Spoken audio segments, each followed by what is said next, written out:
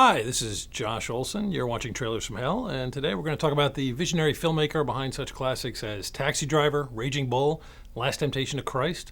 We're talking, of course, about Paul Schrader, and this is his first film as a director, Blue Collar. I love this theme song. It's Blue Collar Man by Captain Beefheart, and he's doing a very kind of stripped-down alternative version of the great Muddy Waters song, I'm a Man. It's kind of strange because it sounds like it's being played with hammers and anvils instead of instruments, but it's absolutely great. Weirdly enough, it was used years later to run over the opening credits of the John Travolta film A Civil Action, which is a fine film. I'm not quite sure what this song had to do with it, but it's worth noting. Anyway, I don't know if this is a limitation of my own or not, but I've always felt that genre films are the best way to deal with pretty much any subject at all. We don't overtly go to movies to learn. We go to be entertained, to be told stories. That doesn't mean everything needs to be just dumb thrill rides, though. Far from it. But I find that if you build your ideas into the structure of something that's at least pulpy on the surface, you can get away with saying a lot more. Which is why a movie like Blue Collar, ostensibly a caper movie, ends up being a much more radical and daring commentary on the labor movement and the state of the working class in America than a film like Norma Rae, which came out a year later.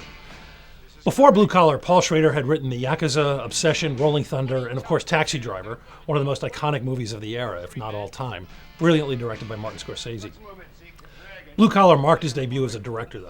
It's a stunning movie that revolves around three great performances. As the three friends at the heart of it are Yaphet Kotto, Harvey Keitel, and in what was absolutely his finest dramatic role, and maybe the finest performance he ever gave in any movie of any kind, Richard Pryor.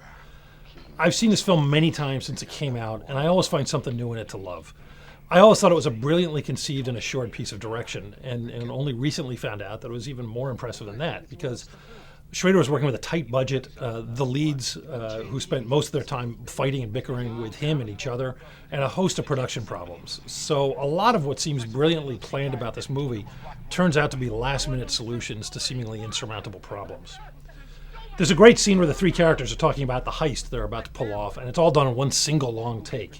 It's a ballsy scene, and when you see it, you realize, or at least it seems to be, the only way to shoot this scene. And yet, it's done in one take because it was Pryor's last day on the job, in fact his last hour, and he was literally about to walk off the set, so they only had one shot at it. It's one thing to sit down when you have time and money and plan every shot out and come up with a masterpiece. It's another altogether to be flying by the seat of your pants and end up with a movie that looks like you planned it all out. It's got one of the most grim and chilling final shots I've ever seen, and it's a real masterpiece.